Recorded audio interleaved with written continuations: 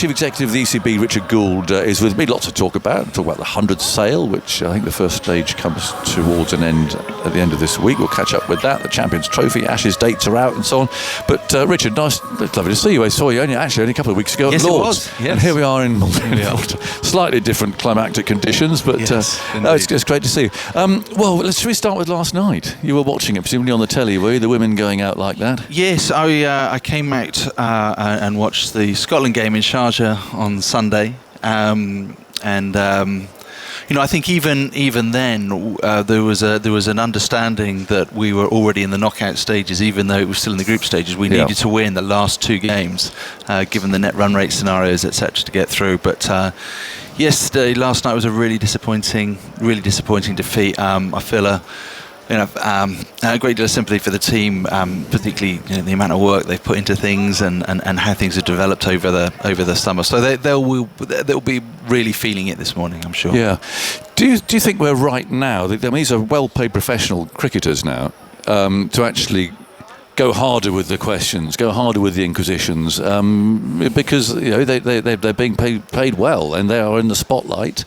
And that was a men's team playing like that, dropping 5 catches and losing as emphatically as that. Then I think people will be pretty cross about it. I think the expectation is always growing in the women's game, and I think that's a good thing, because the expectation shows that people really care and really following their teams. We've underinvested in women's sport at a team level for decades in England, I think, and so we're investing now around £35 million a year into the women's game. And when I look at the recreational game, for example, just going through a fairly wet summer, participation numbers are up this year, largely based on the growth of the women's game. So look, it's all connected. Expectation will go up, and that is a good thing. Yeah, but the 100 has been so successful for the women, hasn't it? I mean, they're playing pressure cricket, I would have thought, under that, in front of good crowds. So it's not only been a good thing as far as awareness of the women's sport is concerned, but actually for the quality of the cricket that the women are playing themselves. So therefore, I would think it'd be more disappointing the way that they're failing to produce at that level in a World Cup come the crunch. I think particularly so. And look, it's not just women's games where drop catches will have taken place. No. But there are certainly areas that the game will develop as it goes forwards. But again, I say this expectation is a good thing, because that is what will keep everyone striving just to get better and better. And it's really interesting that with the West Indies and New Zealand getting into the semi-final of the World Cup, those are teams that have struggled in the past. So again, it's everyone's trying to keep up with each other. Yes.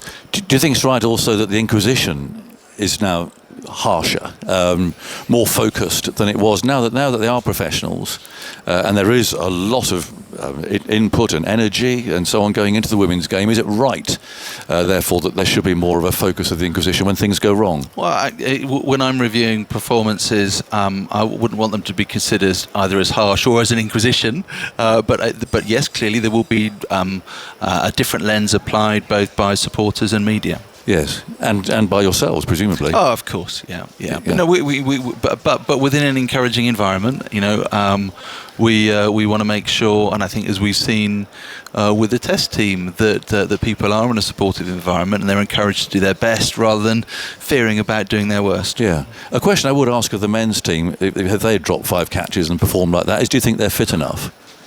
Well, I think the athleticism within cricket is becoming ever more important, both in the men's game and the women's game. I wouldn't want to spread aspersions about your athleticism when you were a younger man. But Ollie Robinson and Samit Patel, people in the men's game have been criticised for not being fit enough. Yeah, and look, I think as cricket, both men and women's cricket becomes ever more competitive, all of those 1%ers become more relevant. Okay. Let's move on to the 100, shall we? Because I think I'm right in saying that it's in phases, isn't it? The 100 sale, and this Friday coming up, is that the yes, first deadline? As it were? Yeah. There's an important part in that. For the last couple of months, we have been speaking with investors and with all of our clubs. We've got about 100 parties that are very interested now in terms of investing. That's remarkable, isn't it? Were you expecting that? We're expecting 100. It's a nice round number, but it's a rise. It's a very crickety number, yes. Isn't it? So it's it's at the higher level of our expectations. And what's interesting is that the different parts of the sporting ecosystem they come from.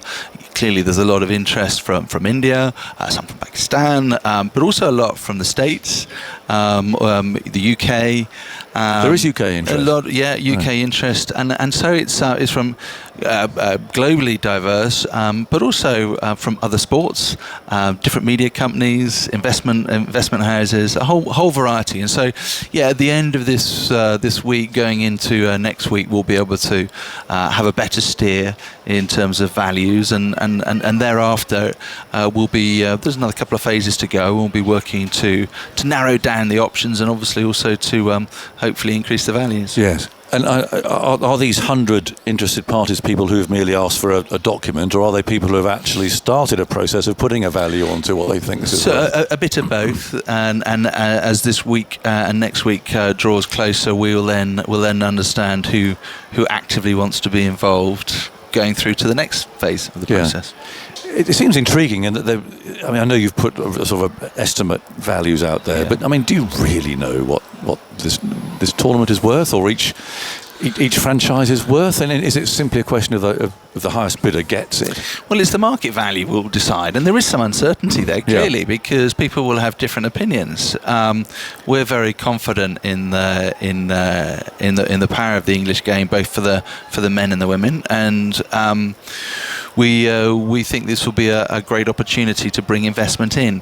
We're competing globally now. And you just look in our window, and I say our summer, it's no longer our summer. You've got competitions in Canada, in the States, the West Indies, Sri Lanka. And the most important thing is that we can provide a really good basis for our players to play at the highest level and get properly remunerated in our country. Yeah. Just one thing, it sort of occurred to me really, but one fear, if you like, fear, maybe overestimating it, but one possibility is that franchises, probably based in India, get a foothold in everyone else's game, and that they will ultimately produce a global league or something that's played all year round. So they move from India to South Africa to England to West Indies to Australia, and you imagine that sort of the Harlem Globetrotters going around in a league. Is there a danger that actually by doing this we are actually opening up and strengthening the possibility of that happening by giving them a window into the English game? I think there's definitely a conflict between bilateral international cricket and the franchise leagues, and the conflict comes in as to when the players are available and when and where do they want to play. And I think that is certainly something that we need to manage. One of the reasons that we're seeking to bring investment into the game in England and Wales is so that we can support our counties, because we're different from other countries. Take our venues as an example. In Australia or in India, the venues are owned by local government. Right. For us, we rely on our counties to develop and improve the grounds. They provide us with the grounds, they provide us with all of our player pathways and through terms of talent, and also many of our supporters. So one of the key things for us is that when hopefully that investment comes in, we get a large proportion of it down into the pyramid of our game, including grassroots. Yes. One of the problems with the franchise tournaments is that they just take the cream off the top, and they don't support the rest of the game within the country, and that's not a mistake that we're going to make. No, and there's this interesting situation now with the IPL, isn't there, in which I don't know if it's actually they've brought it in or was talked about if a player like Ben Stokes, for instance, says, no, I can't make it this year, he's ruled out for 3 years. Now, you wouldn't be happy with that situation, surely? Well, I mean, it's up to the IPL to come up with what they think they need to do, both to protect the competition and to protect their domestic game. And what's interesting also is that the added requirement for Indian players playing in the IPL, they have to play in domestic cricket in India as well. Yes. So they've taken their own measures to protect the pyramid and the grassroots, and will do similarly. Yeah, but you don't think that England's players will be under pressure, therefore, if they can't, if saying no 1 year means they can't play for another 3? That will make it a bit more difficult. I think you saw what we introduced last year, which was multi-year contracts for our players, both the men and this year for the women too. And that's to be able to give them the opportunity to have more stability within their own professional lives. Sometimes the opportunity to play more cricket and earn more money can be a short-term effect, particularly in terms of injuries and burnout and all the rest of it. And so, within our schedule, we do have a window for our players to play in the IPL. That may not necessarily be the case in other competitions going forward. Yeah. So do you see that multi-year thing going forwards? I mean, there are some players. I mean, Johnny Bairstow being one. One example of a player who's on a multi-year who. Well, he's not playing for England now. It looks unlikely he'll come back. You can't second guess what's going to happen. But players deserve to have stability in their careers.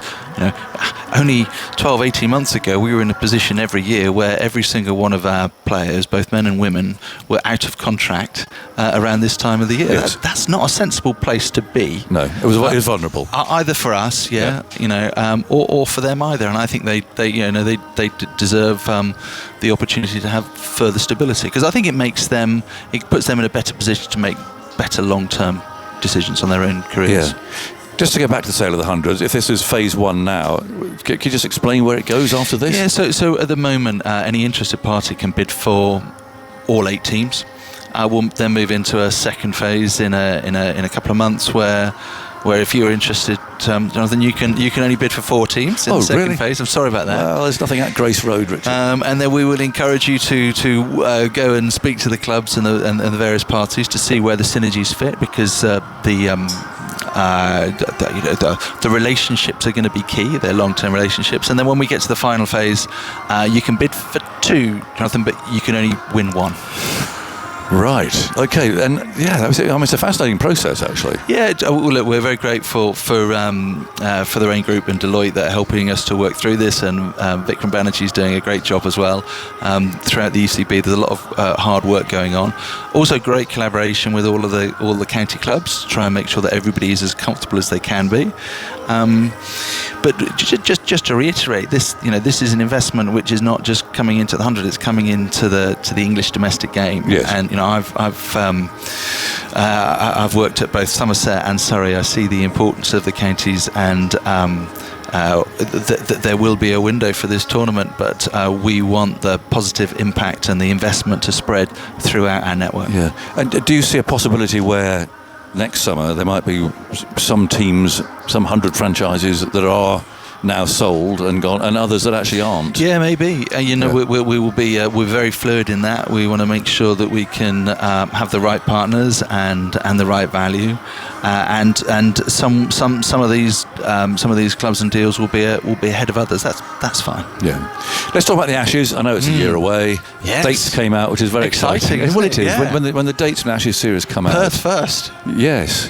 That's an interesting one for a start, isn't it? Because normally we go to the Gabba and it doesn't normally go very well there. I wonder what you think about playing at Perth first, actually. I suppose it's the furthest west city, so it makes sense from a flight's perspective. Yes.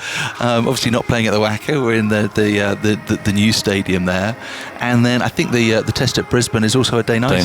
Yes. So it's interesting they've rung the changes on that. Yeah. There's some quite big gaps in there. Yes. Presumably, are you presuming that there are going to be fixtures put in between that? Have you asked for not warm-up games, but we'll come on that in a second, but to actual practice games between, like the first and second test? There's a long gap between Perth and Brisbane. Yeah, there are a couple of opportunities in there which I think is good in order to help with the preparations in between the games. What those games will consist of, I think that those discussions are still going on, because we need to make sure it's the right thing for the team as well. Yes. So gone are the days where those tours would automatically play a state team, and you knew it actually would be that first class team. They took great pride in playing against England on tour, but those days seem to have gone. to be fair, as they have at home too, there's not those opportunity for those games. No, the schedule is a lot tighter otherwise. Yes. But we do need to make sure that we give Baz and Ben and the whole team the right opportunity to prepare properly for that first test in Perth, and that will be a significant priority for us. And do you have much say on that? I think yes. I think there are always good discussions that are going on. There will be. I know that when we host Australia, there will be certain things that we want to try and achieve.